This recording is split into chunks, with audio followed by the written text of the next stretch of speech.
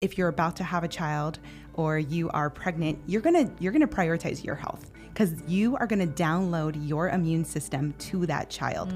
That's how we start children off thriving. So a lot of times parents are like, I don't want you to touch that. I need to sanitize your hands, all that. We are actually squelching their opportunities to develop that adaptive immune system. They have to be around germs. Their body has to get to know them.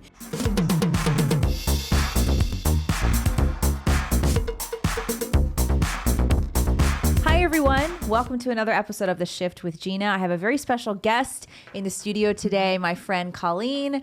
Welcome. Thank you. We're just going to jump straight into it because we got a lot to cover today. For those of you who are watching on YouTube and listening on audio podcast, you're going to get the first 15 minutes of this episode kind of as a little teaser, and then the remaining part of this episode, which is probably going to be around 45 minutes, is going to be available only to my women's group, The Shift. You can join by clicking the link in my bio. It's an all women's group. We're always doing nutrition challenges, fitness challenges. We do 4 weekly workouts. There's all sorts of stuff in there, a lot of exclusive interviews with holistic practitioners. So to watch the full episode, click the link in the description, but let's jump straight in. Hi, Colleen. Hi. Why don't you tell everybody who you are and what your background is and what you do? Sure. So I am a holistic practitioner, and a lot of people are like, what is that? And so I like to explain it with, I am a holistic practitioner with a root cause foundation. So I kind of bridge the gap between conventional pediatricians. I work with families. I love serving kids. I love helping the family unit thrive. And then I've also co-founded a bioresonance testing company. So again, what that means is we use frequency testing. We also use diagnostic testing, and we use these tools to help parents kind of get to the bottoms of these stubborn symptoms.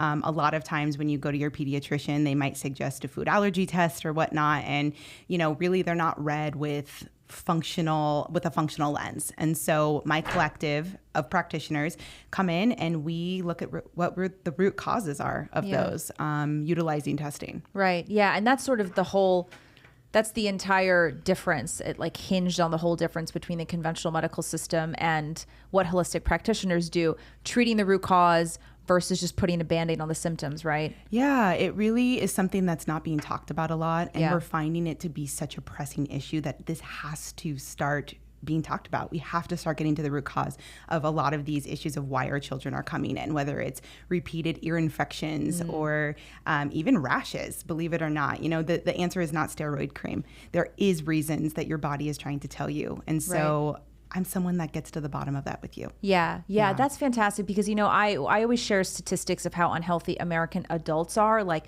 6 out of every 10 American adults have a chronic illness, 4 out of every 10 have 2 or more. But I don't look that much into the rates of like chronic issues with children, but I can only guess that those numbers are really increasing over the last several years just because of the common lifestyle for American kids, right? It's such a shock. And really what brought me into this field, 14 years ago, was I was a preschool teacher. Thought I was going to be a teacher and really started to see the day-to-day implications of what our society's choices kind of impacted our children with. It was really hard to ignore, whether it was what they were being packed in their lunch boxes or what they were given, that really, it wasn't the parents' fault. It's just they didn't understand. They weren't given the information from the pediatricians on how to support our children and help them thrive. And so it really, this was even before I had children. I really dug into the research, and I became an ancestral nutritionist. So that is one of my other titles. And that really was where I got to study what our ancestors did. And it really was the most eye-opening experience to see where has there been such a change that we are now normalizing chronic disease, chronic symptoms with our children, whether it's these eczemas or these food allergies, or don't even get me started on the oral connection, which that might have to be another podcast here. Yeah. But I started to dig into what was the foundation of what was going on. And so I know you and I are going to kind of get into that a little bit. Yeah. And we just had Dr. Charlie on last week, and that's how I met you. Yes. Through Dr. Charlie and Andrea. So it's just great that we have a little group here in Tennessee, a growing group of people who are interested in offering alternatives to parents. Because I think kids deserve better. It's just, I think it's really sad. And even when I was growing up, I remember my mom was always more health conscious than other moms. And we used to, even back then, talk about the simple things like sending kids to school with Gushers and Lunchables and all these foods that have like food dyes in it and these artificial ingredients. And then my mom could never understand. It would literally bring her to tears how she would see so many young boys, because she was an assistant teacher in the primary school. That's what she went back to work for when I was like, I think in middle school. Yeah. And she saw a lot of young boys on Ritalin and Adderall. Yeah. And she said, and she would sometimes come home in tears because she would see these kids have these heavy pharmaceuticals thrown at them from such a young age, when we should really be asking ourselves, well, how can we change their lifestyle? What habits and things can we look at that's going to help us understand, like, why is this child having attention issues? Why is this child having these rashes or something like that? So I think it's really great to offer this, because for most people, it's kind of new. It is new, and it's something that has to change. And I think the past couple years have really opened our eyes to, I don't think they have our best interest in, you know, in mind here. So this is really giving opportunities for people to stand up, speak truth, and give resources to parents. Because again, Dr. Google and even Instagram, they're going to send you down rabbit holes. It's going to get confusing, and then we're going to freeze. Yes. And so I really believe that it is the time to start supporting this next generation. Right. We're going to take health back. We're not going to let happen to what's happening to our generation. And so I'm really excited to help parents. Yeah. So one thing I wanted to ask you about today was, you talk a lot about immune system support for children especially. I mean, also for adults too. But, you know, for parents who are kind of at this starting position where they want to make sure that they're supporting their children's immune system, because kids get sick, of course, that's a normal part of life, but we don't have to just wait for that to happen. There are things that we can do to prepare our children's bodies to sort of handle illness when it happens to them. So what would you say is maybe like a starter pack for immune support for young children? Yeah, it is. It's so great to understand how the child's immune system works, how our own immune system works. So I might start us off there by even understanding, because I think what's happened is we've developed a fear over illness, when really illness is very necessary and very much a part, especially of the young child's experience into growing to being a thriving, healthy individual. So what happens first is parents are like, well, what can I do? You know, and again, I can break this into two parts. First, if you're about to have a child or you are pregnant, you're gonna prioritize your health, because you are gonna download your immune system to that child. That's how we start children off thriving. So that can look like a healthy, nutrient-dense diet. So we're gonna start looking at, what are we eating? Is this contributing to my child's health? I encourage everyone to go look into Weston A. Price. He was a dentist that went and explored all different types of cultures and looked at what did they incorporate in their diets that helped develop these healthy children. And so they're an amazing foundation. They put a lot of great information out there. The other thing is understanding kind of our environmental toxins around us. Are we putting something on our skin? Are we using net hairspray? I mean, I don't even know if we're still doing that. But these are all things to look at, because that, again, is going to create burden on your body that then will create burden on the child's body.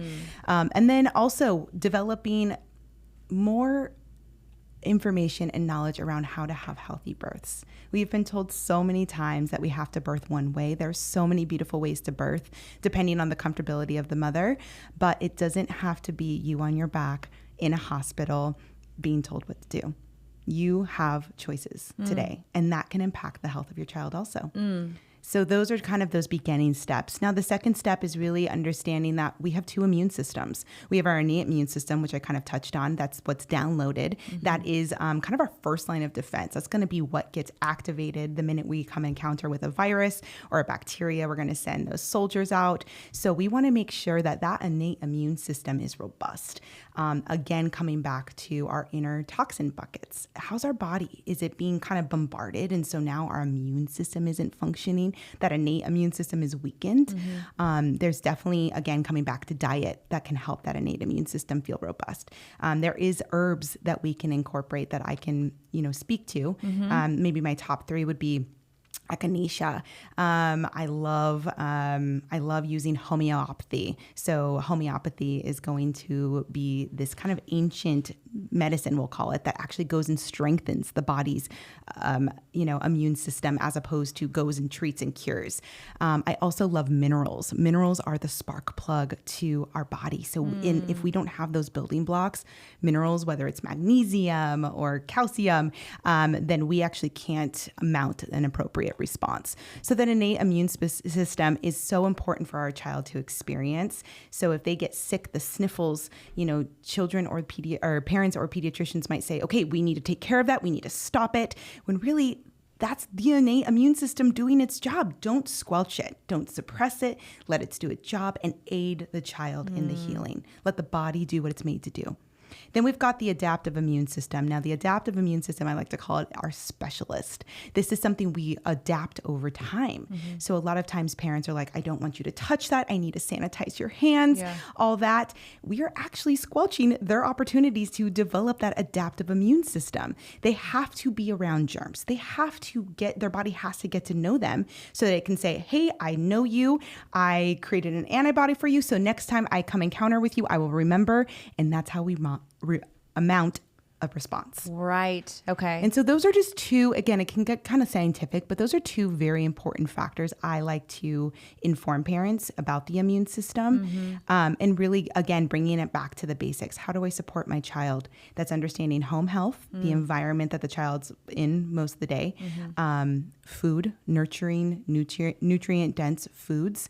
And then I personally think minerals and supportive herbs that help build the strength of that innate immune system. Right. And so you have 2 daughters. I have 2 daughters. How old are they? They are 4 and 8. Okay. Yeah. Yes. And so what's like a typical diet that you would feed them in a day? Yeah. So my girls were raised on the Weston A. Price diet. So I don't even think I've seen that. I mean, I know who Price is. It is fantastic. It really is coming back to, again, I like to tell my parents, ask the question, did my great grandmother or even grandmother give this to their children when they were young, right? So my kids' first foods were liver, egg yolk, fish eggs. How do you give them liver? So liver, there is a couple methods that Weston A. Price talks about. They do say shaving raw liver on maybe an egg. Some people are not comfortable with that, and I get it. So that's interesting. Yeah, so they'll find a farmer, find a good source of your meat. They always have liver available. Then they say puree the liver, freeze it for 14 days if you're worried about any kind of bacteria forming or anything, and then you can take that frozen liver cube and just shave it and expose your child that way. Some other things that I did was meat stock or bone broth. A lot of times bone broth, today's day I'm finding that our bones aren't sourced as well. Like I really need to emphasize sourcing these meat and bones accordingly, because let's take bone broth, you're cooking the bones and drawing out. That's what's creating that nutrient-rich stock. Yeah. But if the bones aren't sourced well, we're going to be drawing out whatever that animal is exposed to, hormones, antibiotics. Yeah. So it's really important that we're sourcing our meats really well. But these are all very nutrient-dense supports we can incorporate to start building our child's palate. They need meat. I see wild fish here. Wild fish. Raw dairy.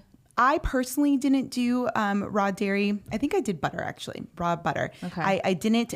There is new research coming out here in just even the past couple years that exposing your child to actually allergens in that first 4 to 6 month mark is really important for negating allergies down the road. Okay. Basically going back into that immune response, right? If we expose the children to peanuts or gluten even, right? We've been told, don't give your kids gluten, don't give them peanuts. Yeah. Well, the problem is they are actually not being exposed to it and they're mounting an inappropriate response later. Right. I can go into what might be creating that inappropriate response maybe a little later. Yeah, but maybe how far are we? Yeah. We'll go into that a little later. Yeah. We're only 14 minutes in. We'll save the juicy stuff for after the paywall. Sounds good.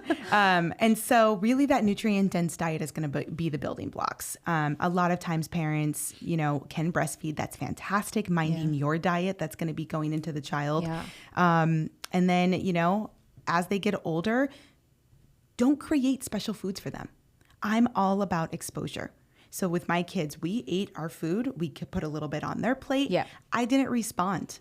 This is your choice. I provide, you decide. So being able to explore without my, oh, you don't like that, or, oh, that's yucky. None of that was ever introduced with food introduction with our children. And they really got to develop their own taste buds. Like, for example, my oldest won't eat pasta. I'm like, girl, I need you to eat pasta. Mama needs a break, okay? I can't always make you pate. Okay?